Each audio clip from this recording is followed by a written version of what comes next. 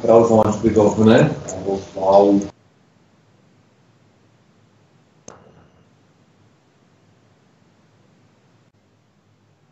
Áno, ďakujem veľmi pekne, takže sa vidíme. Aj počujeme, áno, vidíme aj prednášku. Áno. Ešte minútu, aby sme dostali k tomu termínu ohlásenému. A asi môžeme začať. Nie, pokiaľ je klient čisto v Slovensku zmluv, tak to je v podstate obchody čisto bez stávky a bez úverov. Ešte pripájame.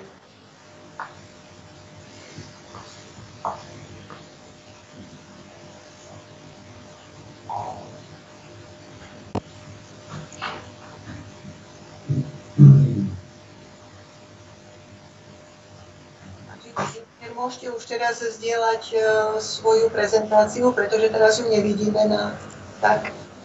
Teraz už ju vidíte? Áno, teraz už ju vidíme. Tak, teraz je k tomu móde na prezentovanie. Áno, tak ešte chvíľinku. V poriadku. Presne tak. To znamená, že v podstate už vlastne z toho growth tej zmluvy slovenskej nie je vôbec možnosť takto vypáku, že to prípadne obchodovať na úver. Tak je 15, čiže dámy a páni, milé študenti, aby som veľmi privítala Stanislava Pálisa, ktorý pripravil prezentáciu na tému aktuálna situácia na finančných trhoch a výhľad na rok 2021. Ja viem, že vy všetci poznáte mienku tvorného pána inžiniera Stana Pálisa, ale viem, že Stanislav vyštudoval odbor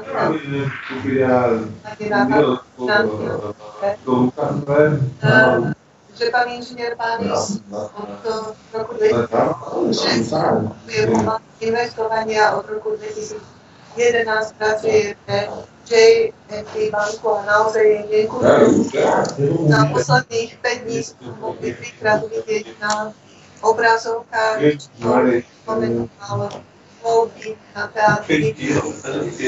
Možno rozprával o alternatívnych investíciách na Markíze, predvčerom o investíciách na Slovensku, ktorú očakávame v automobilovom priemysle, čiže sme veľmi poctení, že vlastne máme našiel čas napriek tomu, že je veľmi zaneprázdnený. Ešte raz sa páči, pán inžinier. Azerbajdžan a Arménsko sa dohodli, lebo som... A ďakujem za slovo a prajem príjemné poludnie na takúto virtuálnu akademickú pôdu Ekonomickej fakulty Univerzity Mateja Bela a ďakujem za pozvanie pani profesorke Zimkovej a takisto pánovi prodekanovi Mešťanovi. A teda dovolte, aby som začal teda s prezentáciou aktuálna situácia na finančných trhoch a teda potenciálny výhľad na rok 2021. Ja by som najskôr sa vrátil na začiatok roku 2020, respektíve na prelom rokov 2019 a 2020. Práve na prelome rokov 2019 a 2020 sa globálna ekonomika akoby odrážala z minicyklus spomalovania sa a z najpomalšieho tempa rastu od roku 2009. Bolo to spôsobené niekoľkými faktormi, predovšetkým obchodnou vojnou medzi Spojenými štátmi a Čínou a takisto uťahovaním menovej politiky.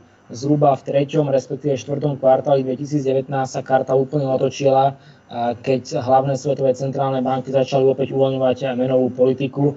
Napríklad samotná Európska centrálna banka reštartovala kvantitatívne uvoľňovanie v decembri 2019 a takisto aj Čína z USA sa akoby zmierili a podpísali fázu 1 obchodnej dohody. Okrem toho odpadlo riziko tvrdého Brexitu a už pred samotnou koronakrízou začali vlády v dôsledku spomalovania sa ekonomiky viac fiškálne stimulovať. Čiže 4. kvartál 2019 znamenal, že prvýkrát po 7 kvartáloch sme mali aj uvoľnenejšiu menovú politiku a aj pokles nervozity okolo obchodnej vojny. A to sa začínalo pretavovať do toho, že tá svetová ekonomika znova začínala na prelome rokov 2019 a 2020 rásť. trendovým, alebo dokonca by som povedal nadtrendovým tempom. Že za celý rok 2019 globálna ekonomika rastla okolo 2,8-2,9%. Prvýkrát po 10 rokoch klesla pod 3% rast a v prvom kvartáli sa všetko schylovalo k tomu, že pridá plyn, preradí zo 4. na 5. a 6. prevodový stupeň. Bohužiaľ, do toho prišla koronakríza. Ja sa ešte vrátim teda k tomu, že na prelome rokov bolo uvoľňovanie politík, jednak fiškálnej aj monetárnej. Takýto bol plán, že tie hlavné ekonomiky eurozóny, Nemecko, Francúzsko, Taliansko a Španielsko popustili tú fiškálnu úzdu a začali uvoľňovať s cieľom pomôcť spomaľovaniu sa ekonomiky. A takisto na tomto grafe 3 od JP Morgan vidíte, že tá svetová menová politika začala byť výrazne viac uvoľňovaná a vážená základná úroková sadzba hlavných svetových centrálnych bank klesla dokonca na začiatku roku 2020 hlboko pod nulu. Čiže ešte pred samotnou koronakrízou sme tu boli v tom móde uvoľňovania menovej a fiškálnej politiky. Takisto sa začala odraz výrobného sektora, pretože to spomaľovanie svetovej ekonomiky od druhej polovice roka 2018 v priebehu celého roka 2019 alebo väčšiny roka 2019 bolo spôsobené kontrakciou výrobného sektora. Tá kontrakcia výrobného sektora bola do značnej miery spôsobená aj obchodnou vojnou, aj sprísňovaním menovej politiky. A napríklad tento graf do JP Morgan, ktorý vidíte naľavo, ukazuje, ako úzko je korelovaná uvoľnená menová politika centrálnych bank s aktivitou, respektíve s náladou vo výrobnom sektora. To je ukazovateľ Global Manufacturing PMI, v podstate index nákupných manažérov, ktorý hovorí o tom, ako globálni nákupní manažéri vidia náladu v tom spracovateľskom sektore. Takisto spotrebiteľská dôvera sa vo všeobecnosti výrazne začala zlepšovať. Ja som to tam porovnával v báze ku koncu roku 2009, čiže tá spotrebiteľská dôvera v USA bola na 230% toho krízového roku 2009 a takisto veľmi dobrá bola aj v Číne alebo v eurozóne. Do toho všetkého žiaľ v prvom kvartáli, v januári, februári v Ázii a neskôr v marci, apríli prišiel koronavírus a spôsobil koronašok, najhlbší ekonomický pokles od druhej svetovej vojny, respektíve od veľkej depresie z 30. rokov pre reštrikcie vlád na zastavenie jeho šírenia.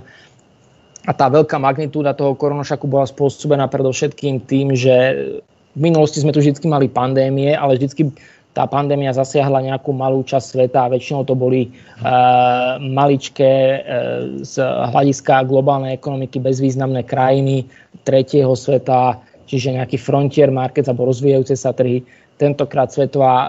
Tentokrát tá zdravotnícka kríza alebo pandémia zasiahla všetky systémovo najdôležitejšie ekonomiky sveta a tomu zodpovedal následne aj ten veľký ekonomický prepad.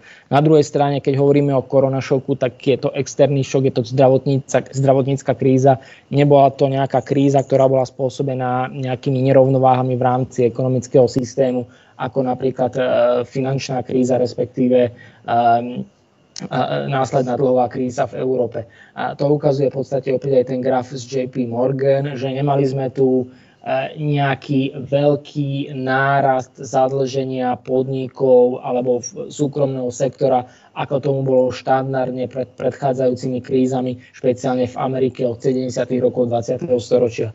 Že áno, celková zadlženosť korporátneho sektora síce mierne rástla, a na druhej strane to bolo offsetované alebo kompenzované poklesom zadlženia domácností.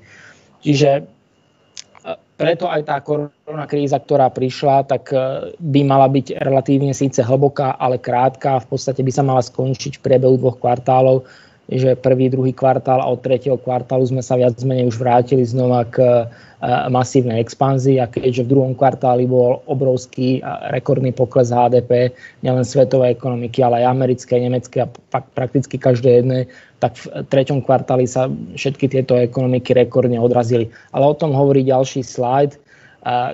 Keď si porovnáme finančnú krízu 2008-2009, tak na celoročnej báze v roku 2009 pokleslo svetové HDP iba o minus 0,1%. Že áno, bolo zasiahnutá Európa, bola zasiahnutá Amerika, ale globálna ekonomika ako taká v podstate len stagnovala. A v tomto roku očakávame pokles svetového HDP na úrovni 4 až 4,5% za celý tento rok, že aj to je dôkazom toho, že akú hlbokú rýhu zanechala finančná kríza na svetovej ekonomike. A v podstate opäť ten graf naľavo ukazuje, že aké hlboké boli krízy a ako dlho sme sa z nich dostávali. Recesia globálnej ekonomiky v tomto roku by mala byť teda rekordne hlboká, ale rekordne krátka, obmedzená iba na 2 kvartály, pretože ako som povedal, je to zdravotnícka kríza, nie je to kríza bilancií ekonomických subjektov alebo súvah ekonomických subjektov. Ako som povedal, rekordný pokles americkej ekonomiky. Už v prvom kvartáli 2020 bol rekordný na úrovni 9%, ale v druhom kvartáli dosiahol pokles 31,4%. Sú to čísla, ktoré sú medzikvartálne anualizované, to znamená, že my v Európe reportujeme trochu iné čísla, my to reportujeme na medzikvartálnej báze alebo medziročnej. Američania majú štandard reportovať to na anualizovanej báze, to znamená, že ako by ekonomika rástla alebo klesala, ak by klesala alebo rástla celým tempom teda rovnakým tempom ako počas daného kvartálu. Keď si porovnáme teda prvý kvartál 2009 a druhý kvartál 2020, čo boli dná finančnej krízy, respektíve koronakrízy, tak svetové HDP v prvom kvartáli 2009 kleslo nejakých vyše 5% na tej váhe v parite kúpnej sily a medzikvartálne anualizovane, kým v druhom kvartáli 2020 zatiaľ ten pokles bol okolo 24%. Že vidíme, že tá koronakríza bola neporovnateľne hlbšia, ale predpokladáme, že bude aj neporovnateľne kratšia a my v základnom scenári očakávame, že tá svetová ekonomika sa vráti v tvare V a pomerne rýchlo vymaže všetky koronastraty, a o tom budeme ešte hovoriť na ďalších slajdoch. Povedzme si niečo o reakcii finančných trhov, keďže sme tu mali rekordne rýchly pokles HDP, tomu zodpovedala aj reakcia finančných trhov. Mali sme najprúčšie výpredaj amerických akcií v histórii. Najrýchlejšie dosiahnutý medvedí trh len za 16 dní, to znamená medvedí trh je, keď akcie klesnú o viac ako 20%. Čiže za 3 týždne sme mali mínus 20% a dno bolo dosiahnuté ešte o týždeň neskôr, čiže o minus 34%, čo je viac menej v súlade s predchádzajúcimi recesiami alebo priemerom predchádzajúcich recesí, že počas recesí americké akcie klesnú zhruba rádovo o tretinu. Na druhej strane návrat do býčieho trhu trval už 12.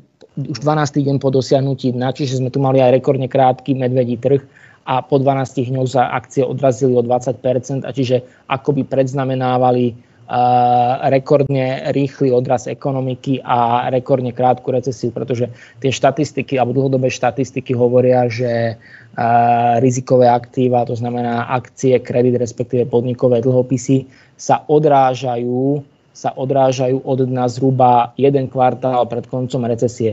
A keď si to teraz spätne pozrieme, tak naozaj akciové trhy sa odrazili v apríli, a keď predpokladáme, že koniec recesie je v júni, tak naozaj to bolo 1 kvartál pred koncom recesie, pretože od toho letného 3. kvartála svetová ekonomika, aj americká ekonomika, európska ekonomika znova rastie. Neistota pochopiteľne počas koronakrízy bola na rekordných úrovniach a tomu zodpovedala aj extrémne vysoká volatilita na trhoch. Ten index volatility VIX alebo index strachu, alebo prezývaný index strachu Wall Street, je to index volatility na opcie na chicagskej burze a v podstate dostal sa na rekordné úrovne a dokonca počas toho dna paniky v marci prekročil hranicu 80 bodov a prekonal tak aj dno finančnej krízy na prelome rokov 2008-2009. Akciové trhy som povedal, že extrémne rýchlo poklesli, ale od marcového dna sa odrazili zhruba o 60%, teda minimálne americké akcie. Technologický sektor sa dokonca odražil ešte výrazne rýchlejšie. Napríklad akcie firmy Apple išli nad 100%, ale to súvisí s tým, že všetky technologické tituly profitovali z prechodu spoločenského diania alebo spoločenského života a ekonomiky ako takej viac do online priestoru a do digitálneho prostredia. Dlhopisové trhy, takisto tam bola útek do bezpečia. To znamená, že ja som povedal, že centrálne banky uvoľňovali menovú politiku ešte pred samotným vypuknutím koronakrízy od zhruba polovičky roku 2019 a zhruba aj od polovičky roku 2019, alebo ešte aj predtým, výnosy bezpečne vnímaných 10-ročných dlhopisov USA alebo Nemecka klesali a počas koronakrízy padli ešte na výrazne nižšie úrovne. Potom však zasiahli centrálne banky a tie bezpečné aktíva, alebo dopyt po tých bezpečne vnímaných aktívach o niečo poklesol. Na druhej strane stále tie výnosy ostali na relatívne nízkych úrovniach práve preto, že centrálne banky prevádzajú kvantitatívne uvoľňovania, tak akoby doslova vysávajú tie dlhopisy z trhov, čo drží ich ceny na vysokých úrovniach, a teda výnosy na úrovniach takmer rekordného dna. Ten ďalší graf na pravej strane to ukazuje v podstate úročenie štátnych dlhopisov a kreditné spredy, to znamená, že rizikové prirážky podnikových dlhopisov, či už v investičnom alebo neinvestičnom pásme. Počas tej paniky v marci rizikové prirážky neskutočne vyskočili, išli cez 1000 bodov alebo cez 10%. Aktuálne sa pohybujú v prípade amerických dlhopisov v neinvestičnom pásme okolo 150-160 bodov. My predpokladáme, že budú ďalej klesať s tým, ako sa ďalej bude pokračovať oživovanie sa a odrast americkej a vôbec svetovej ekonomiky. Pochopiteľne, že panika žičila zlatu. S tým, jak svetové centrálne banky uvoľňovali menovú politiku a klesali výnosy bezpečných vnímaných dlhopisov, tak zlato posilňovalo už dávno pred koronašokom. Počas koronakrízy sa posunulo až nad $2000 metu na nové historické maxima, čo súvisí s tým, že centrálne banky robili kvantitatívne uvoľňovanie a teda akoby znehodnocovali meny z dlhodobého hľadiska. Zároveň sme tu mali veľké fiškálne stimuly, viac menej bezprecedentne veľké fiškálne, bezprecedentne veľké menové stimuly. Fiškálne stimuly boli samozrejme financované, znamenali deficitné financovanie a trhy očakávajú, že na konci dňa centrálne banky spasia vlády tým, že budú vykupovať štátne dlhopisy, aby dokázali vlády akoby prežiť a dokázali žiť s tým vysokým dlhovým bremenom. Obrovská rarita počas koronakrízy bola ropa, ktorá sa obchodovala so zápornou cenou. Bolo to začiatkom alebo v polovičke apríla 2020.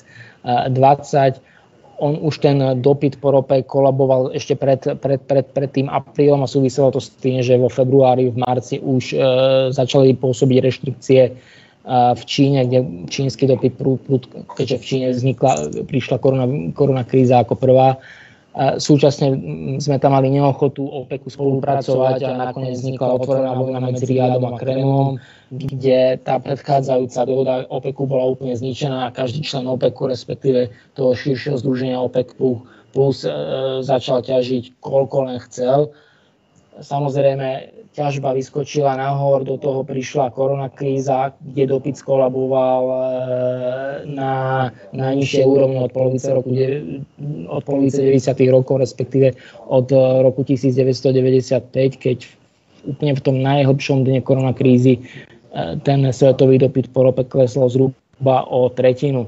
Nakoniec tá záporná cena ropy bola iba na VTI rope, keďže skladovacie kapacity neboli žiadne, ale napriek tomu tí ľudia, ktorí otvárali špekulatívne stávky na VTI ropu, ju museli nejakým spôsobom akokoľvek zavrieť, inak by im hrozila fyzická dodávka. A predstavte si, bežnému obchodníkovi by museli doniesť naozaj barely súdov rovno pred dom. Takže skončilo to až zápornou cenou, keď akoby kupujúci platili predávajúcim za to, že sa tej ropy zbavujú. Následne, ako som povedal, od 1. maja začala platiť dohoda OPECu, kde sa ten trh stabilizoval. Od mája, júna sme videli postupné oživovanie sa dopytu po rope s tým, jak koronakríza sa dostávala viac či menej pod kontrolu. No a súčasne je stav taký, že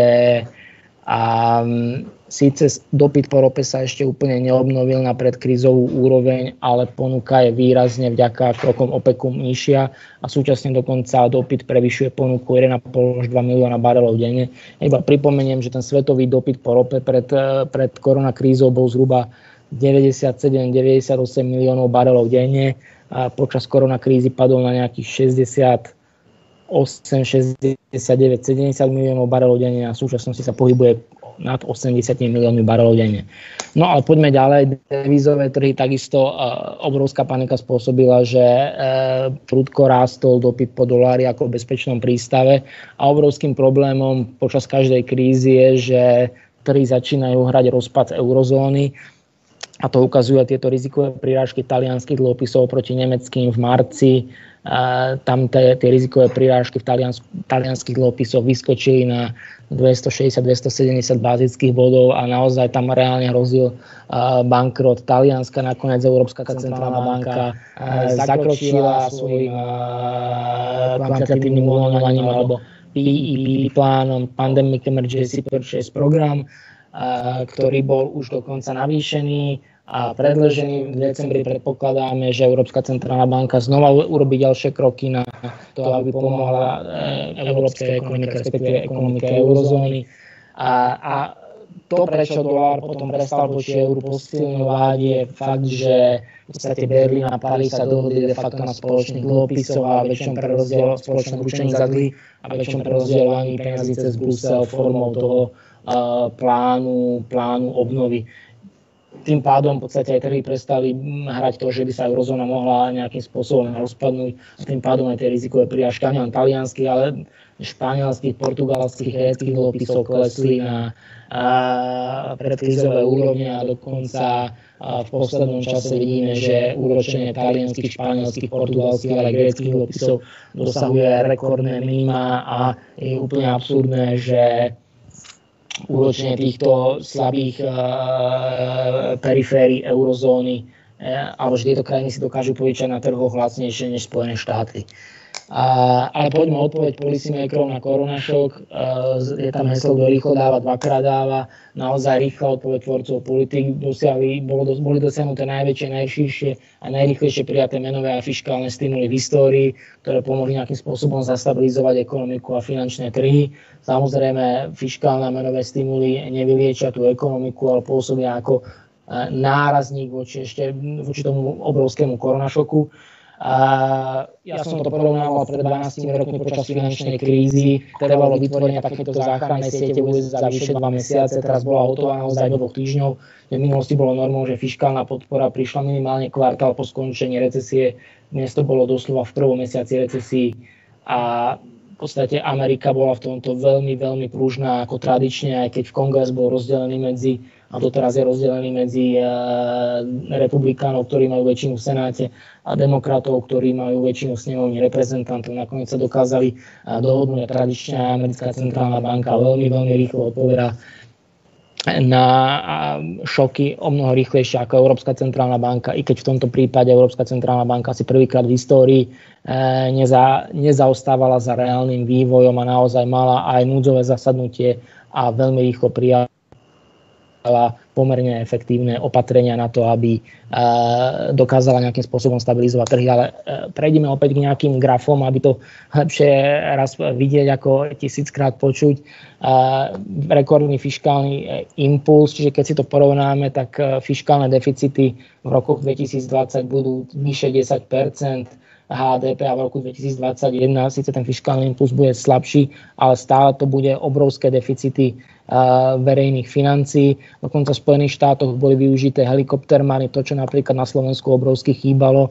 Slovenská pomoc bola malá, pomalá, komplikovaná. Amerika, každý občan alebo každý rezident v USA dostal automatický šek na $1200 bez rozlišovania, či to potrebuje alebo to nepotrebuje, proste do rýchlo dáva, dvakrát dáva. Aj preto tá americká ekonomika sa dokázala veľmi, veľmi rýchlo spamätať z koronašoku opäť výrazne rýchlejšie ako Európa.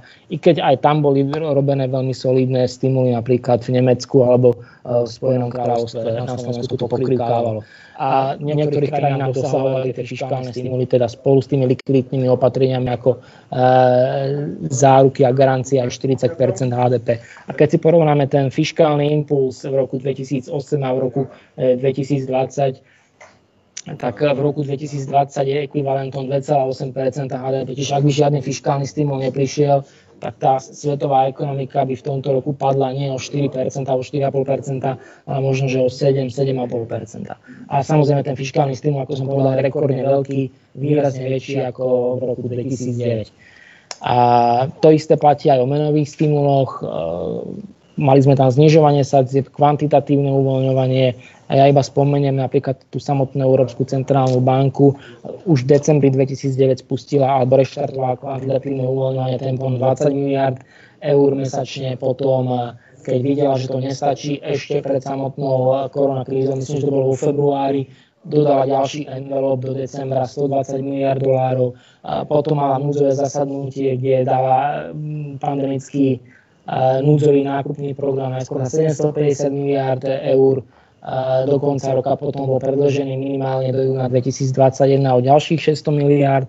Ako som povedal, v decembri očakávame ďalšie navýšenie o minimálne 500 miliard a mnohé ďalšie opatrenia ako TLTRO, čo znamená, že cieľové refinančné tendre s cieľom pomôcť streamovať peniaze z finančných trhov priamo do ekonomiky. V súčasnosti si teda komerčné banky vedia od Európskej centrálnej banky požičať so zápornou úrokovou sadzbou. Samozrejme je to podmienené tým, že tieto peniaze potom budú poskytovať ďalej formou úverov do reálnej ekonomiky. Viac úverov sa rovná viac investícií a viac investícií by malo podporovať rýchlejší ekonomický rast.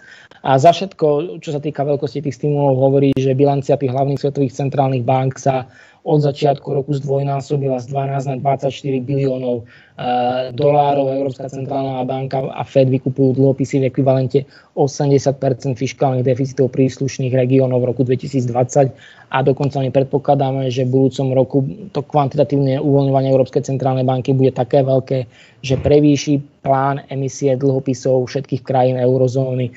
Teda pripravme sa na to, že tie výnosy na dlhopisových trhoch ostanú nízke a pripravme sa zrejme na to, že celá nemecká výnosová krivka bude stále pod nulou. Čiže Nemci si dokážu aj na 30 rokov požičať so záporným úrokom. Čiže z toho dlhu sa stáva akoby z pasíva zrazu aktívum. A ako som povedal, tie bilancie centrálnych bank sa extrémne nafúkujú. Rekordérom v tomto prípade paradoxne Švajčiarska národná banka, ktorá okrem iného bráni posilňovaniu švajčiarskeho franku ako bezpečného prístavu. A tam tá veľkosť bilancie tvorí nejakých 140% HDP. Veľmi veľké kvantitatívne uvoľňovanie už dlhodobo robí aj Bank of Japan alebo Japonská centrálna banka.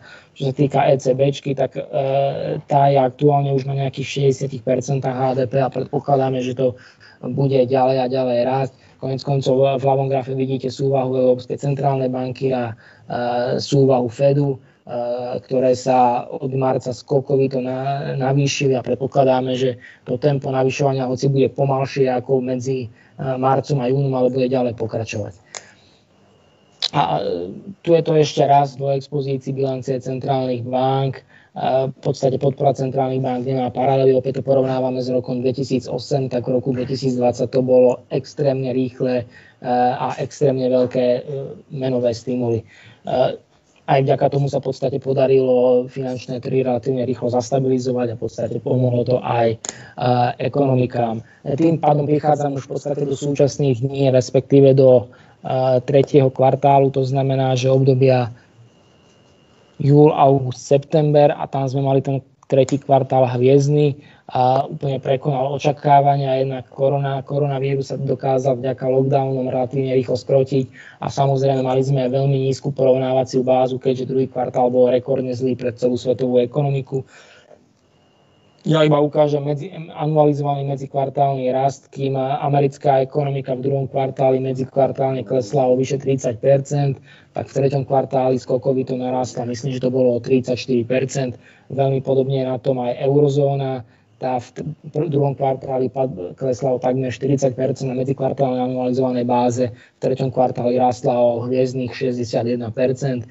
Navyše všetky tie predstihové ukazovatele naznačujú V alebo aspoň takú fajku, aký je ten znak Nike, obnovu ekonomík pri uvoľňovaní reštriktívnych opatrení a pri tom, ako tu budeme mať obrovskú fiškálnu podporu a pri tom, ako tu budeme mať obrovskú menovo-politickú podporu. Čo sa týka toho indexu očakávaní, tak máme Economic Surprise Index, kde sa porovnáva skutočné zverejnenie makrodáta oproti nejakému konsenzu trhu a ten Economic Surprise Index v lete dosahoval rekordné maxima, odkedy bol skonštruovaný. Nikdy tie makrodáta o toľko neprekonali očakávania trhu ako práve počas turbulentnej koronakrízy, respektíve postkoronového vývoji.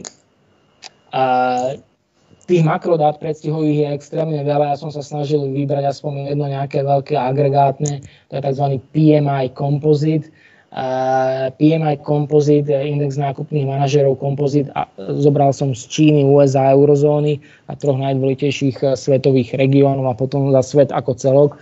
V podstate aj na tom červenom grafe čínskom sa ukazuje, že koronakríza prišla do Číny skôr, aj ten prepad prišiel skôr a oživenie prišlo skôr, kým v USA, v eurozóne a svetovej ekonomike to bolo zhruba o nejaké 2-3 mesiace neskôr, ale aj tento PMI Composite, ktorý sa skladá z PMI služieb a PMI výroby, to znamená nejakej nálady alebo aktivity v sektore služieb a aktivity v spracovateľskom priemysle alebo v sektore výroby a zachytáva zhruba nejakých 70% celkovej ekonomickej aktivity, tak každý ten jeden PMI Composite Index ukazuje na V-čkovú obnovu a dokonca v mnohých regiónoch, a myslím, že aj v USA, aj v Číne sa v súčasnosti nachádza naspäť nad 50-bodovou metou. 50-bodová meta je pritom tá hranica, ktorá oddeluje expanziu od kontrakcie.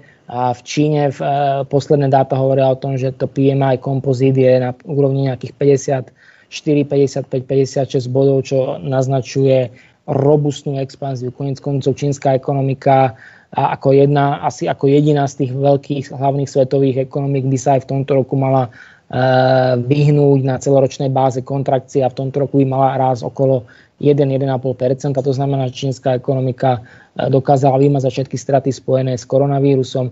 V prípade svetovej ekonomiky sa tak stane kdesi na konci roku 2021, USA kdesi v polovičke roku 2022, eurozóna bude tradične pomalá a stane sa to až kdesi v roku 2023, okrem toho, že v 4. kvartáli pravdepodobne eurozóna znova padne do kontrakcie v dôsledku toho, že dve najväčšie ekonomiky eurozóny, Nemecka a Francúzska opäť vstúpili do lockdownov na zastavenie šírenia sa koronavírusu, kým celá Čína a vôbec Ázia má ten koronavírus už viac menej dávno pod kontrolou.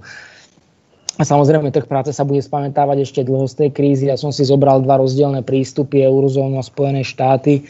Kým eurozóna preferuje taký sociálnejší prístup, kde miera nezamestnanosti v nejakom 1. 2. kvartáli narástla veľmi málo a vôbec nedosahuje tie úrovne ako v roku 2012-13, keď sme mali akoby druhé dno dlhovej krízy, tak v Amerike je liberálnejší prístup, nie je tam taký rigorózny trh práce, nie sú tam žiadne nejaké lehoty, počas ktorých firmy nemôžu prepúšťať zamestnancov. Tam proste prišlo naraz veľké prepustenie zamestnancov v služieb, turizme, v hoteloch. Miera nezamestnanosti vyskočila vysoko nad úroveň roku 2008, bola nejakých 13-14%. Teraz, jak sa Amerika spamätáva z koronakrízy, miera nezamestnanosti okamžite pomerne rýchlo klesá, kým v eurozóne predpokladáme rastovú trajektóriu na celý rok 2021. V USA tá nezamestnanosť by mala už klesať, čiže Američania dokážu o mnoho rýchlejšie, o mnoho flexibilnejšie reagovať na akúkoľvek krízu vďaka tomu, že celkové to podnikateľské prostredie je výrazne liberálnejšie. No dobre, povedali sme si niečo o tom rýchlom 3. kvartáli, kde ekonomiky zaznamenávajú rekordný odraz. Možno očakávať, že takýto super odraz bude pokračovať. Koronavírus nám napovie, pretože v súčasnosti vidíme opäť, že pandémia je v ofenzíve a v podstate na celosvetovej úrovni vidíme rekordné denné prírastky počtu infikovaných na koronavírus, takisto počet prípadov na milión vo svetovom mieritku dosahuje rekordné úrovne a ako som povedal, vlády musia znova pristupovať k rôznym reštriktívnym opatreniam. Čiže z toho vychádzame, že neskoro letné tempo nebude zrejme udržateľné a jednak je tam vyššia porovnávacia báza po šoku z druhého kvartálu, máme tu druhú vlnu koronavírusu. Súčasne predovšetkým v Spojených štátoch vidíme podstupné odznievanie gigantických fiškálnych stimulov, pričom kongres sa pred prezidentskými voľbami dlho nevedel dohodnúť na 4. balíčku. Je pravdepodobné, že keďže kongres ostal rozdelený medzi republikánsku snemovňu a opačne medzi republikánsky senát a demokratickú snemovňu, tak tá fiškálna politika v USA bude naďalej taká skôr nie proaktívna, ale reaktívna a veľký fiškálny stimul príde až v prvom kvartáli 2021. No a tie vysokofrekvenčné dáta, ako napríklad dáta mobility, Google Activity Index, počtu platiacich ľudí napríklad v New Yorkskom metre a podobne, vidíme, že sa opäť spomalujú a signalizujú, že to rýchle oživovanie sa bude zaseknuté práve v dôsledku tej ďalšej vlny koronavírusu a dokonca tak, jak sa to teraz tie predikcie rastu americkej, európskej a vôbec svetovej ekonomiky na sklonku leta zlepšovali, keďže ten tretí kvartál prekonával očakávania, tak tu vidíme v porovnaní s tou letnou úrovňou, že tie predikcie sa začínajú zhoršovať. A tu mám myslím, že aj ďalšie grafy. Kým v 3. kvartáli tie predikcie sa zlepšovali, v tom 4. kvartáli vidíme už opačný trend, pretože znova úraduje koronavírus a takisto v podstate aj na celosvetovej báze od niekedy apríla, mája boli tie predpovede revidované nahor. OECD, Medzinárodný menový fond, veľké európske a americké banky a konec koncov aj slovenské banky posúvali alebo zmierňovali odhad recesie v tomto roku a zlepšovali výhľady na roky 2021. Zhruba od nejakej polovičky októbra vidíme, že znova sa tie predikcie alebo predpovede začínajú zhoršovať, pretože tu máme druhú vlnu koronavírusu. A takisto aj ten PMI Composite ukazovateľ síce naznačil veľkú V obnovu, ale predovšetkým v eurozóne, respektíve hospodárskej a menovej únii, začína sa opäť PMI Composite akoby zhoršovať a už je na hranici 50 bodov, čo je delítko medzi expanziou a kontrakciou aktivity. A my predpokladáme, že aj v tom zvyšku sveta ten PMI Composite sa zastabilizuje alebo dokonca mierne klesne, ale mal by sa udržať nad 50 bodmi, čo znamená, že to tempo zlepšovania sa výrazne spomalí. Koniec koncov napríklad samotná Európska centrálna banka používa dva pojmy odraz a oživenie. Ten odraz je ten prvotný odraz koronašoku, ktorý už máme za sebou. Teraz by malo prísť nejaké postupné oživenie sa, avšak v 4. kvartáli príde ešte nejakým spôsobom pravdepodobne nejaká plitšia recesia. To, že svetová ekonomika alebo že tie parametre svetovej ekonomiky alebo tie predstihové ukazovatele sa začínajú zhoršovať, tak to začínajú započítavať aj trhy aktív, koniec koncov akciové trhy v septembri, aspoň americké akcie prepísali historické maximá, ale potom začali klesať aj v septembri, aj v októbri, pretože tie rizikové aktíva, teda dajme tomu akcie, podnikové dlhopisy, kľudne tam môžeme započítať ropu, akcie na rozvíjajúcich sa trhoch predpokladajú podtrendový rast a špeciálne Európa sa obchoduje na úrovniach ekvivalentu PMI výroby 47 bodov. Ja pripomínam, že to globálne PMI výroby je aktuálne na 52,5 bodoch, to je ukazovateľ za október, za november ešte nemáme a mnohé tie predovšetkým európske aktíva sa obchodujú akoby začali diskontovať opätovnú kontrakciu ekonomiky. A ako som povedal, štandardne tie trhy aktív predstihujú reálny vývoj ekonomiky zhruba o jeden kvartál, čiže teraz znova predstihujú ten reálny vývoj ekonomiky a začínajú započítavať vednutie toho ekonomického oživovania sa minimálne v Európe. Vo svete ako takom očakávame, že v 4. kvartáli ekonomický rast bude pokračovať, ale bude výrazne pozvolnejší a pomalší ako v 3. kvartáli. To máme znova to multi-asset portfólio, začína započítavať kontrakciu ekonomiky z Global PMI výroby na úrovni 48 bodov, hoci aktuálne je to 52 bodov, čiže máme tam nejaký 4% diskont. A to multi-asset portfólio je zložené predovšetkým z akcií v rozvinutom svete, potom tam máme rozvíjajúcom sa svete, máme tam časť dlhopisov, a máme tam časť komodít. Je to v podstate model, ktorý má JP Morgan. Ja som s tým modelom relatívne spokojný. Celkom dobre dokážu triafať a predpovedať, čo sa na trhoch stane. Skepsu okolo rastu vidieť na zvýšenej volatilite akcií vždycky v podstate štandardne po konci recesie klesá aj volatilita na akciových trhoch. Teraz ju máme na úrovni okolo 30, alebo mali sme ju na úrovni okolo 30, 35, 38, miestne až 40 bodov. A normálne v takejto fáze ekonomického oživovania sa by mala byť tá volatilita nižšia. Len keďže je vysoká, znamená to, že ten hospodársky cyklus alebo to oživovanie sa hospodárskeho cyklu nie je ešte dané a ešte môže prísť nejaké výraznejšie minimálne krátkodobé spomalenie. Vo všeobecnosti však predpokladáme, že globálny rast bude pokračovať a druhá vlna koronavírusu by nemala byť tak škodlivá, taká negatívna ako prvá. Jednak tvorcovia politík, to znamená, že aj vlády, aj centrálne banky a vôbec aj zdravotné systémy sú lepšie na tú druhú vlnu pripravené a takisto ekonomické subjekty a finančné trhy sa prispôsobili životu s koronavírusom. Tu som si zobral teda nejaké odhady OECD a Medzinárodného menového fondu, čo sa stane, keď príde nejaká druhá vlna koronakrízy. Samozrejme, ekonomiku to zasiahne, spomalí sa to oživovanie a vymazanie všetkých koronastrát, ale nemalo by to byť až taká katastrofa, ako tomu bola tá prvá vlna koronakrízy.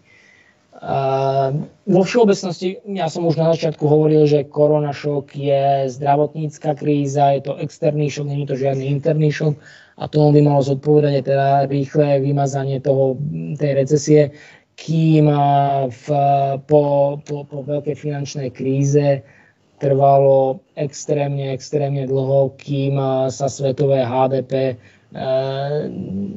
alebo HDP tých najvyspelejších krajín dokázalo dostať na predkrízové úrovne.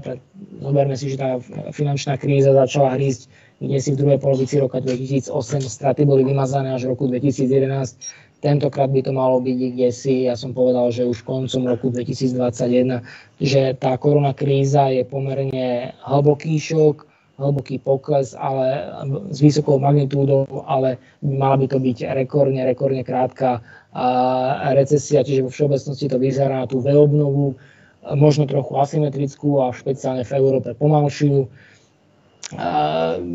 Veľkým plusom je fakt, že vysoká miera úspor by sa mala časom rozpustiť a stimulovať to oživovanie sa ekonomiky a v podstate tento graf ukazuje, že prvýkrát počas krízy sa stalo, že príjmy Američanov počas krízy narástli vďaka vládnym helikopterovým peniazom, pretože tam Američania dostali helikopterové peniaze, dostali podporu v nezamestnanosti, dostali plnokrát kopu odstupného a teda agregátem na nejakú priemernú domácnosť, reálny disponibilný príjem v amerických domácnostiach napriek šoku narastol.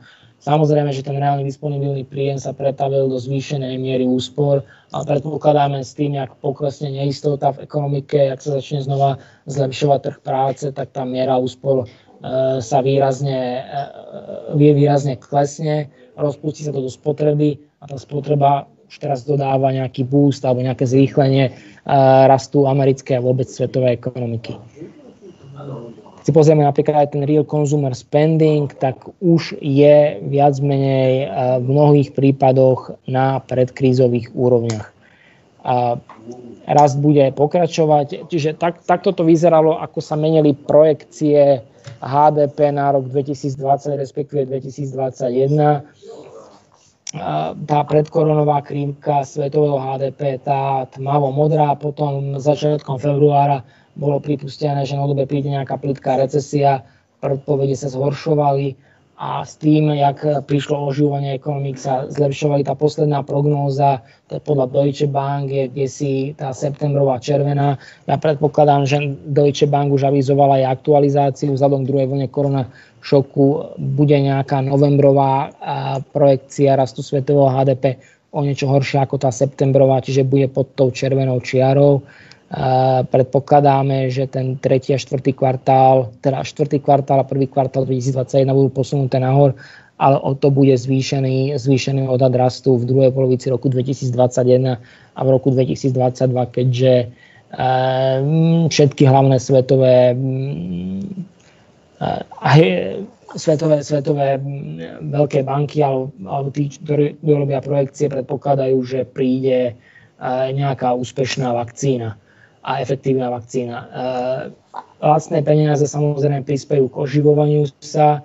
Keď si zoberieme, podnikový sektor si v súčasnosti vie požičať peniaze za rekordne lacné úrovne. A tu je zobrazenie v podstate úročenia korporátnych dlhopisov v investičnom pásme. V eurozóne je to na rekordnom dne, v Amerike je to na rekordnom dne, v Japonsku na rekordnom dne a tie rekordne lacné peniaze v podstate firmy aj využívajú, špeciálne v Amerike, kde sa americké firmy financujú predovšetkým prostredníctvom podnikových dlhopisov a nie prostredníctvom bank. Za prvých 8 mesiacov už bolo vydaných rekordne veľké množstvo amerických podnikových dlhopisov. Bolo to do augusta 1,7 bilióna dolárov, predtým za celý rok 2019 toľko nebolo vydaného a ja už mám aj čísla za, myslím, že september a už to presiahlo hodnotu 2 bilióny dolárov, čo využívajú americké firmy, aby nabrali lacného dlhu a využívali ho na ďalší rozvoj. A dokonca mnohé firmy robia aj také absurdity, že požičajú si na to, aby mohli vyplatiť dividendy. Stále sa im to nejakým spôsobom oplatí minimálne manažmentu, ktorý potom dostáva za to väčšie odmeny, keďže ceny akcií vďaka rastu dividend a udrženiu dividend rastú. A úroveň stresu na trhoch klesá, jak som povedal, že aj ten index VIX klesá a index finančných podmienok, ktorý odzrkadľuje to, v akom strese je finančný trh, sa vracia nad úroveň nad nulu, jednak v eurozóne aj Spojených štátov a prakticky aj všade vo svete.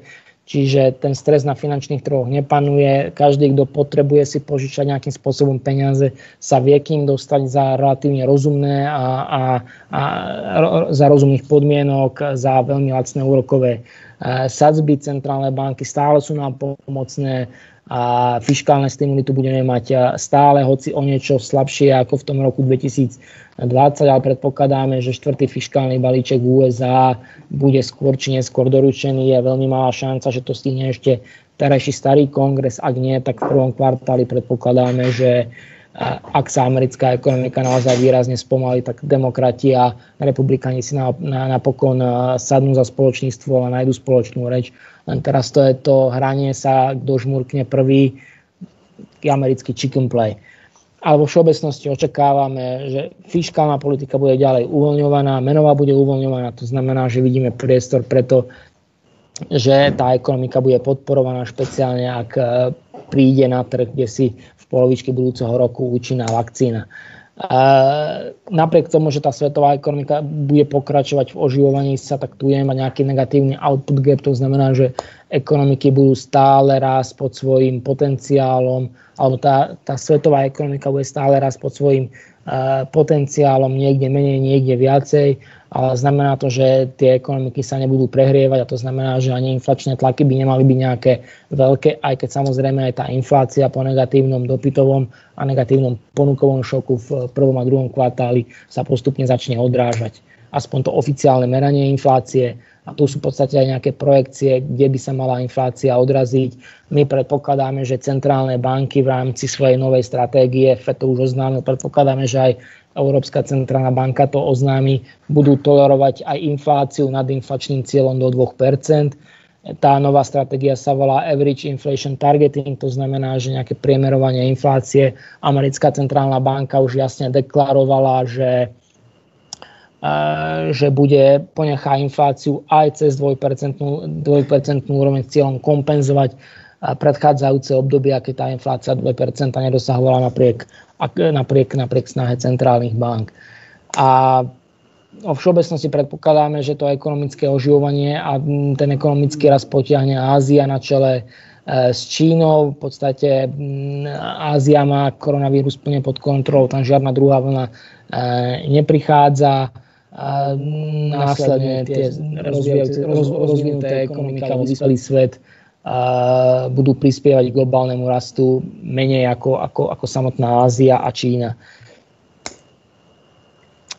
Keď to rozmeníme na drobné, v podstate výrobnému sektoru sa darí v tej prvej časti koronakrízy. Výrobný sektor výrazne padol, teraz sa posunú viac menej na predkrízové úrovne. Ten sektor služieb, ktorý je intenzívny na sociálne interakcie, sociálne kontakty a fyzickú prítomnosť, ako napríklad hotely, turizmus, tak ten je stále akoby ešte nie na predkrízových hodnotách. Tam sa čaká naozaj na to, kým sa ten koronavírus skrotí, respektíve kým príde nejaká vakcína. Keď si pozrieme aj ten real consumer spending, tak durable goods alebo tovary dlhodobej spotreby výrazne poskočili, aj tovary okamžitej spotreby alebo krátkodobej spotreby, len služby sa nachádzajú stále pod úrovňou tých 100%, čo je indexované k 4. kvartálu a 2019.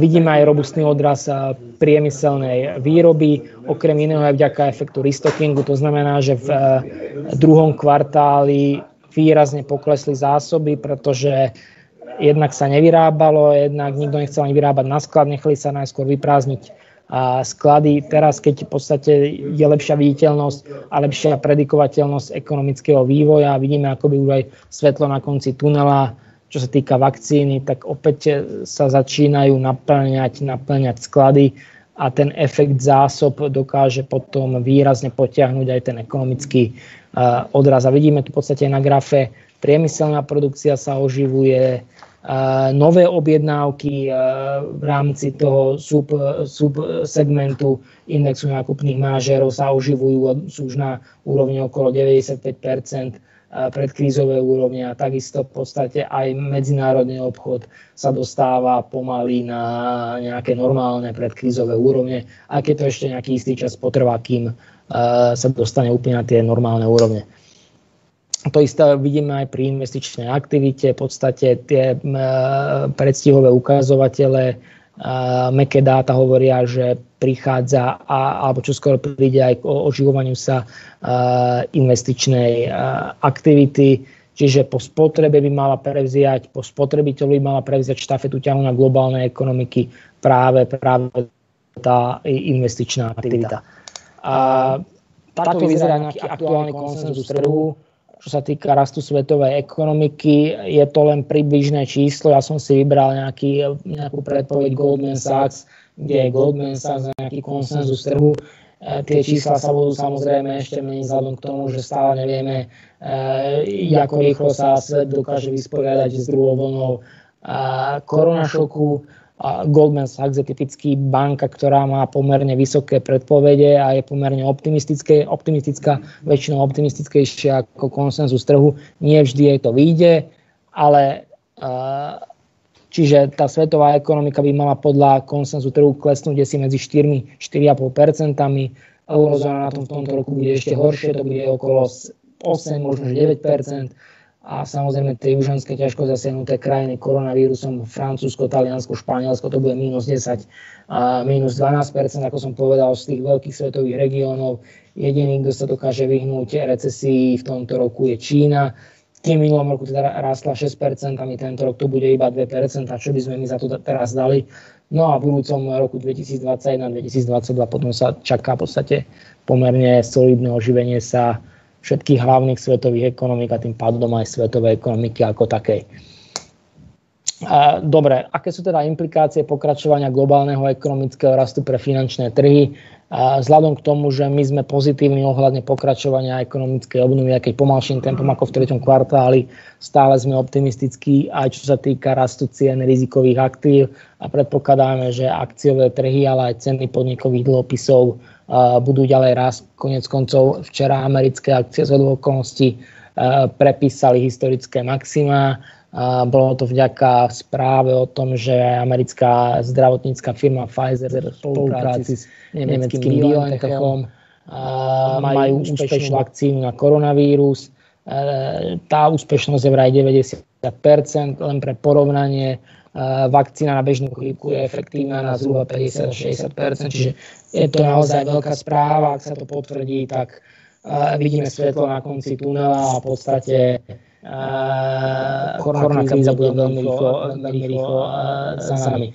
Čo sa týka výhľadu tých tried aktív, tak s tým, jak sa rýchlo dokázala takmer v Varave oživiť svetová ekonomika, videli sme aj obrovský odraz cien rizikových aktív. Čo sa týka v porovnaní s minulými recesiami, tak to oživovanie sa je časovo inline s priemerom ostatných recesí. Čo sa týka magnitúdy oživenia, tak tá magnitúda je výrazne nadpriemerná, ale dá sa to ospravedlniť bezprecedentným krokom v menovej a fiškálnej politike. Čiže ten graf JP Morgan ukazuje, že ako rizikové aktíva začali rásť mesiac pred koncom recesie, 3, 6 a 12 mesiacom po konci recesie. Aktuálne sme kde si 3 mesiace po konci recesie a to akciové trhy rastú napríklad v USA o nejakých 60-65%, čiže sme v podstate akoby vysoko nadpriemerní. Vo všeobecnosti my predpokladáme reflačný scenár. Ten reflačný scenár znamená, že graduálne oživenie sa globálnej ekonomiky. Z oživení sa globálnej ekonomiky očakávame pri uvoľnenej menovej politiky očakávame uvoľnenú menovú politiku nasledujúcich niekoľko rokov. To bude znamenať odraz firemných ziskov, ďalší ústup od bezpečia, pravdepodobné oslabovanie sa dolára. Očakávame odraz inflácie, časom aj 2% cieľ centrálnych bank pri predpoklade úspešnej COVID-19 vakcíny. Bude to znamenať, že menová politika centrálnych bank bude pravdepodobne do roku 2023, 2024, možno 2025 uvoľnená. Bude to znamenať finančnú represiu, to znamená, že negatívne reálne úrokové sadzby pri vyšších nominálnych oproti súčasnosti, a keďže tu budeme mať nejaké negatívne reálne úrokové sadzby, tak aj ceny rizikových aktív ako akcie by mali byť relatívne vysoké a aj valuácie by mali byť relatívne vysoké oproti historickému štandardu. Keď si to rozmením na drobné, teda na akciových trhoch pravdepodobne očakávame bullish scenár. Toto je napríklad výhľad Goldman Sachs, ktorý čakal na konci roku 2020 index S&P na úrovni 3600 bodov. Tam už bol včera a do konca roku 2021 je si okolo úrovni 3800 bodov. Je to postavené na tom, že pri odraze svetovej ekonomiky sa oživia aj firemné zisky. Dokonca v USA predpokladáme, že ziskovosť firemného sektora sa vráti na predkrízovú úroveň už v budúcom roku, teda v roku 2021. Budeme tu mať stále veľkú monetárnu expanziu, budeme tu mať pomerne veľkú fiškálnu stimuláciu, negatívne úrokové sadzby, podváženosť investorov voči akciám. A poďme si to rozmeniť na drobné, že firemné zisky, už s tým, jak sa zlepšuje svetová ekonomika, tak aj revízie firemných ziskov sú smerom nahor. Čiže máme tu pozitívne revízie ziskovosti vzhľadom k tomu, že aj tá svetová ekonomika zatiaľ prekvapuje a odráža sa minimálne v 3. kvartáli, sa odrazila rýchlejšie, ako boli predpoklady v 4. kvartáli. Už tie prekvapenia, ten index prekvapení nebude taký veľký, ale stále to bude veľmi dobré. Tým pádom v podstate aj firemné zisky by sa mali pomerne rýchlo zlepšiť. A som povedal, ziskov z amerických firiem aj vďaka dostupnej COVID-19 vakcíne by mala byť veľmi dobrá, mala by sa systematicky zlepšovať. Ona sa už zlepšuje v 3. kvartáli. Teraz konec koncov sme uprostred výsledkovej sezóny za 3. kvartál, ktorá výrazne prekonáva očakávania jednak na úrovni ziskov, takisto na úrovni tržie. Predpokladáme, že tento trend bude pokračovať aj v 4. kvartáli a počas celého roku 2021. A keďže zisky amerických firiem znova rastú, tak by sa to malo odzrkadliť aj na udržanie vysokej úrovne akciových trhov. Mimo akciových trhov stále čaká rekordne veľa hotovosti. Keď si pozrieme napríklad bilanciu peňažných fondov v USA, tak tá vyskočila na rekordne 4,7 bilióna dolárov a my predpokladáme, že po odznení koronakrízy v nasledujúcom období sa to vráti, znormalizuje na nejakú úroveň 3,5 bilióna a ten zvyšok toho keďže by sa mal nejakým spôsobom preliať do rizikovejších aktív, vrátania akcií, respektíve podnikových dlhopisov alebo nejakého high yield kreditu. Špeciálne, ak bude úročenie štátnych dlhopisov prikované na nízkych úrovniach, koniec koncov, aj keď už nastáva nejaké oživenie sa a koniec recesie, tak odraz výnosov v USA je najpomalší v histórii, čo bude pochopiteľne následne podporovať relatívne vysoké úrovne valuácií rizikových aktív na čele s akciami. Máme tu záporné reálne úrokové sadzby a tento graf v podstate z Bloombergu jasne ukazuje, že čím sú nižšie reálne úrokové sadzby, tým sú vyššie ceny akcií a nič na tom nemení ani to, že tie valuácie sú vysoko nadpriemerné na úrovni 20-25 násobku pomeru ceny k ziskom. Pri tak extrémne uvoľnenej menovej politike a tak nízkych reálnych úrokových sadzbách sú aj vyššie valuácie oprávnené. Navyše predpokladáme, že valuácie by mali ustúpiť z extrémnych úrovní pri tom, jak sa začne zlepšovať ziskovosť amerických firiem. A tu je tá valuačná relativita amerických akcií. V absolútnom ponímaní sú vysoké, ale v relatívnom ponímaní v pomere k výnosu 10-ročného amerického dlhopisu sú tie súčasné valuácie amerických akcií stále atraktívne. To som si zobral tú valuačnú metriku, či je to podľa rôznych ukazovateľov od price to book, cash flow yield, forward PE, všetko je tá mediánová metrika, že sa nachádzame na 91. percentile, respektíve nejaký mediánový stok je na 99. percentile, čiže v absolútnom hľadiska sú z historického pohľadu tie valuácie amerických akcií extrémne vysoké, ale keď to porovnáme s tým, akom stave sú dlhopisové trhy, tak ja tie vysoké valuácie nepovažujem za až taký problém a pravdepodobne si na takéto vyššie valuácie pri uvoľnenej menovej politike budeme musieť zvyknúť. Čo sa týka hlavný kandidát na vakcínu, tak som spomínal, včera oznámil Pfizer účinnosť vakcíny v neskorej fáze 90%, takisto kopa čínskych firm reportuje slubné výsledky a teda predpokladáme, že do konca roku 2021 by malo byť k dispozícii okolo 3,5 miliardy dostupných vakcín, čo by malo byť úplný game changer a malo by to vytrhnúť svetovej ekonomike trn späty.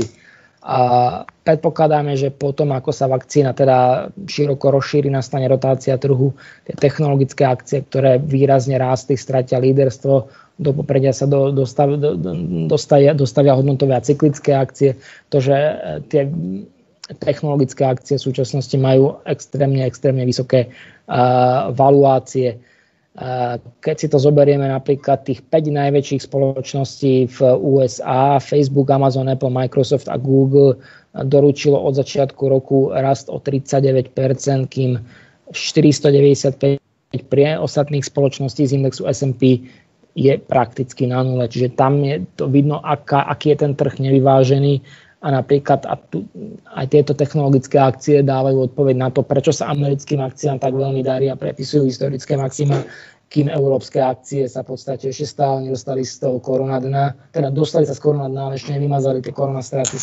Pretože Európa má zostarnutú štruktúru ekonomiky, nemá tam žiadne veľké technologické mená, spontánne si v Európe nespomeniete na žiadne veľké technologické spoločnosti. Jednoducho v Európe chýbajú Amazony, Apple, Google, Microsofty, Netflixy, Oracle a predovšetkým preto, že v Európe nie je také priaznivé liberálne podnikateľské prostredie. Vakcína na COVID-19 najviac pomôže Západu ako Číne, pretože Čína a vôbec Ázia sa s koronavírusom už vysporiadala, teda ak tu budeme mať vakcínu, tak aj tento graf ukazuje, aký veľký boost alebo akú forsáž dodá tá úspešná vakcína rastu ekonomiky v eurozóne alebo v Spojených štátoch. Ešte raz, technologické akcie, tá trhová kapitalizácia 5 najväčších technologických firiem tvorí 23% celkovej trhovej kapitalizácie indexu S&P 500, čo je úplne rekordná úroveň. My predpokladáme, že po vakcíne sa znova ten trh vráti do nejakého normálnu a to líderstvo technologických akcií nebude také veľké. Na druhej strane technologickým akciám alebo technologickým firmám sa zase to, že sa im darí, tak je to oprávnené, pretože pozrite si, ako im veľmi rastu tržby, to je 10-ročný rast, anualizovaný zložený rast tržieb za posledných 10 rokov, kým Facebooku rástli v priemere 49% ročne, Amazonu 28%, tak tržby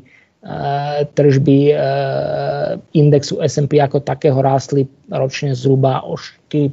Tak je potom pochopiteľné, že tie hi-fi mená ako Facebook, Amazon veľmi, veľmi rýchlo rastú a prekonávajú svojím rastom zvyšok trhu. Čo sa týka, kto by mohol outperformovať, tak my si myslíme, že keď bude vakcína úspešná, tak všetky tie firmy, ktorým sa doteraz nedarilo, všetky tie trhy, ktorým sa doteraz nedarilo, a kde sú valuácie pomerne atraktívne, to znamená, že akcie menších firiem, finančný sektor, pretože my očakávame strmšie výnosové krivky a vo všeobecnosti rast výnosov štátnych dlhopisov, akcie z odboru intenzívneho sociálneho kontaktu, je to tak veľmi sofistikovane napísané, to znamená, že akcie kasín, hotelov, turistických rezortov, leteckých spoločností, cruising lines, to znamená firiem, ktoré ponúkajú okružné výlety na lodiach a podobne. Napríklad včera mnohé letecké spoločnosti skokovo to posilnili o 20-30% a spoločnosti, ktoré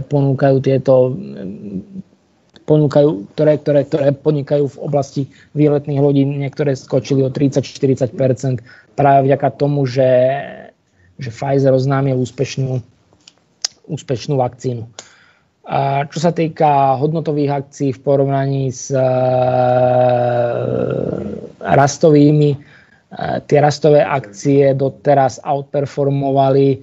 Tie rastové akcie sú napríklad tie veľké technologické mená. My si myslíme, že teraz nastane otočka trhu a rotácia práve do tých hodnotových a akoby nudnejších dôchodcovských akcií, pretože je to v podstate crowding, je to absolútne nevyvážené a znova nastane nejaký mean reversion a nejaký návrat k priemeru. Jasné, že technologickému sektoru sa naďalej bude veľmi dariť, bude doručovať solidný rast ziskov, solidný rast tržieb, ale tie akcie by mali v najbližšom čase underperformovať za zvýškom trhu.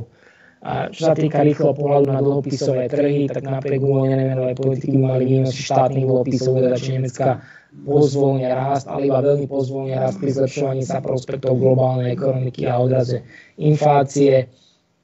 Plus ochota podstupovať riziko by sa mala pretaviť do poklesu rizikových prírážok podnikových dlhopisov. To znamená, že do rastových cien. Navyše my si myslíme, že kredit, respektíve tá kreditná časť dlhopisového trhu, to znamená, že tie podnikové dlhopisy sú z hodnotového hľadiska relatívne atraktívne a podnikové dlhopisy špeciálne v neinvestičnom pásme, tak tým sa darí tedy, keď je inflácia pod trendom a mala by v budúcnosti práve teraz sme v takej situácii, čiže aj tie podnikové dlhopisy si myslíme, že majú veľmi dobrý risk reward.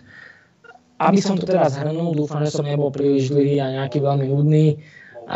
Sme optimistickí ohľadne vývoja svetovej ekonomiky, predpokladáme takmer V-oživenie, k čomu prispieje aj koronavakcína, menová politika ostane uvoľnená pravdepodobne do rokov 2024, možno že 2025. Práve pre zmenu stratégie centrálnych bank na inflačné priemerovanie alebo average inflation targeting, ale aj preto, že budú zachraňovať vlády od vysokého zadlženia v dôsledku stimulačnej fiškálnej politiky. Očakávame preto vo všeobecnosti ďalší rast cien rizikových aktív a vysoké valuácie sa stanú akoby normálom a až natoľko nás neznervozňujú. A ďakujem za pozornosť a nech sa páči, ak existujú nejaké otázky, som pripravený. Ďakujeme veľmi pekne, Stanislav. No bolo to úžasné, skutočne je vidno vašu profesionalitu, takéto úžasné prepojenie ekonomických, zdravotných, všetkých fundamentov, ktoré ovplyvňujú finančné trhy. A nech sa páči, teraz je čas na otázky. Máte možnosť, študenti, kolegovia, zapojiť sa do diskusie práve tou ikonkou zdvihnutej ruky. Takže nech sa páči, využite túto možnosť. Určite Stanislav, vaša prezentácia nebola dlhá, bola fantastická. V žiadnom prípade, ako ste povedali, nemôže byť ani reči, že by sa niekto nudil. Pri vašej prezentácii je jasné, že proste to máte, ste už virtuózom vo svojom povolaní, že už vidno, že tým žijete, že tie informácie aj globálne, aj z tých čiastkových trhov, tak úžasne dokážete spájať, že je z toho jeden odborný koncert. Takže vidím prvú ruku zdvihnutú, nech sa páči, pán doktor Mečman. Dobrý deň, prajem. Ďakujem veľmi pekne za prezentáciu, pán Pánis.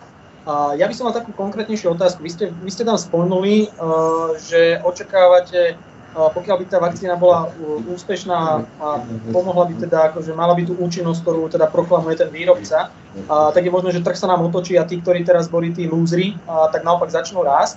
A ja by som chcel zostať pri technologických spoločnostiach a my vieme dobre, že ten veľký nárast tých technologických spoločností bol spôsobený najmä tým, že tí ľudia museli využívať pri práci z domu práve moderné technológie a museli nejako tráviť čas doma, keďže nemohli sa pohybovať voľne. Tak to narážam na Netflix alebo aj na Zoom a podobné platformy.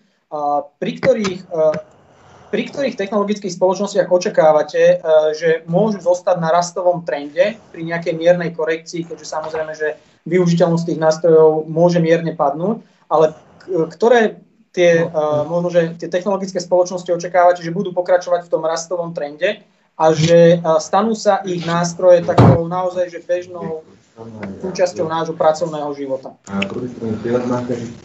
Toto už je taká mikroekonomická otázka, respektíve otázka skôr na stock picking. Ja si myslím, že všetky tie veľké technologické mená, tak tým sa bude naďalej dariť. Možno, že Netflix teraz zaznamená pomalší nárast počtu užívateľov, nejaký menší zisk, ale teda pomalší rast zisku. Príde určite k poklesu valuácií aj tým, že, ako som povedal, kopa ľudí prerotuje z tých high-fly mien a z tých, potom ako sa hviezdne zhodnotili do nejakých cyklických hodnotových akcií, ktoré sa im zdajú fundamentálne podhodnotené a vďaka vakcíne na COVID by mohli rásť. Takže hlavne tie veľké technologické mená majú tú výhodu, že oni keď budú vidieť nejaký trend v IT alebo v technológiách, tak oni si majú dostatok cashu, aby si kúpili tú firmu, ktorá je proste nejaký startup alebo ktorá je nejaká malá začínajúca firma a vidia tam nejakú pokrokovú prínosnú technológiu. Takže to je výhoda, že keď budete mať naďalej nakúpené takéto veľké technologické akcie, tak oni budú rásť aj formou rôznych akvizícií. Neviem, či som zodpovedal dostatočne konkrétne, ale aspoň čo v tejto chvíli môžem, tak to by som zodpovedal.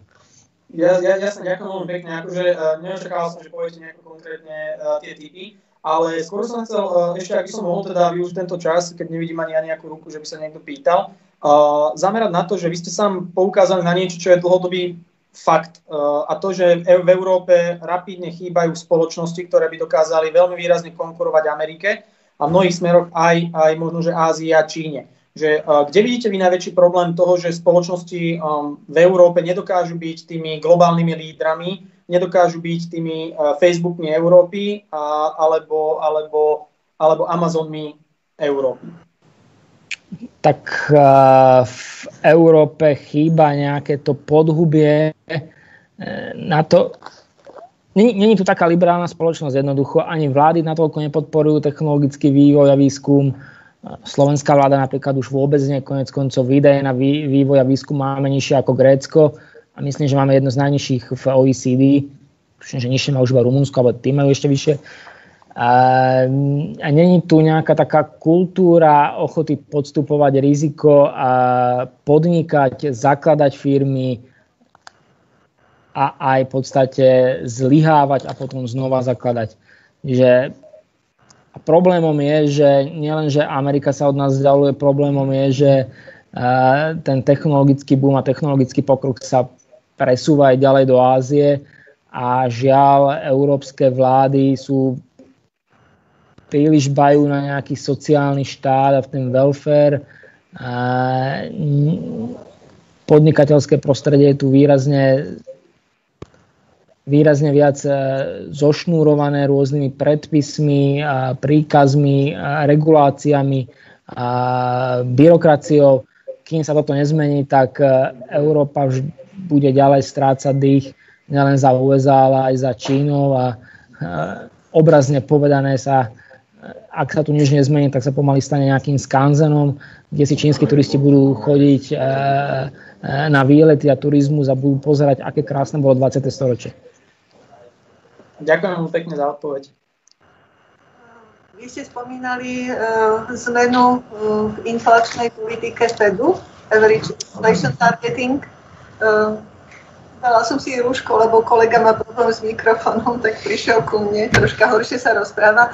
Očakávate, pán Pánis, že aj ECB zvýši svoj 2% cieľ v blízkej dobe a takisto vlastne vydá signál, že do budúcna vzhľadom na tú likviditu v sektore očakáva zvýšenú infláciu a takú medzigeneračné zdieľanie nákladov na celú tú krízu a tak ďalej? A tá stratégia ECB je zatiaľ under review, oni ju ešte neoznámili, ale tiež proste už signalizovali, že budú meniť tú stratégiu menovej politiky. Pravdepodobne ten 2% inflačný cieľ ostane zachovaný, ale doteraz to napríklad bolo také, že to bolo akoby asymetrické. Close but below 2%. Teraz už začínajú signalizovať, že to bude symetrický cieľ, že to nebude asymetrický blízko, ale pod 2%, ale že bude symetrické a je pravdepodobné, že sa vydajú tou cestou Fedu, keď hovorili, keď aj Fed naznačil, že bude tolerovať vyššiu infláciu na 2% po dlhšiu dobu, kým sa nevykompenzuje ten efekt predchádzajúcich období nižšej inflácie, tak aby inflácia za nejaké obdobie bola v priemere 2%. Zatiaľ to Fed, keď sa pýtali na toho šéfa Jeroma Powella, nedokázal konkretizovať, že aké má byť to obdobie priemernej 2% inflácie, ale proste je jasné, že pôjdeme týmto smerom. A to je problém, že máme oficiálnu infláciu CPI, ktorú máme relatívne nízku a potom budeme mať nejakú infláciu na finančnom trhu alebo infláciu cien aktív.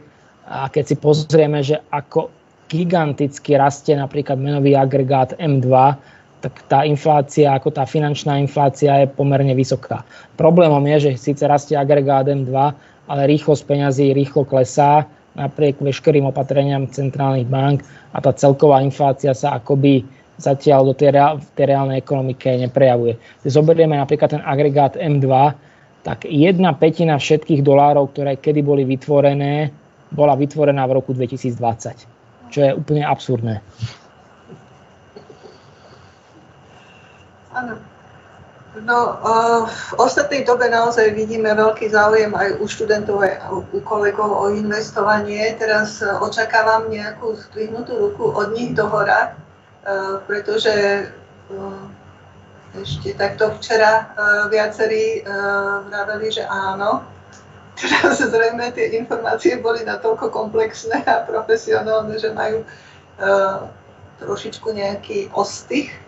Takže študenti, chcem vás povzbudiť, pretože o chvíľu nám náš vzácny čas skončí.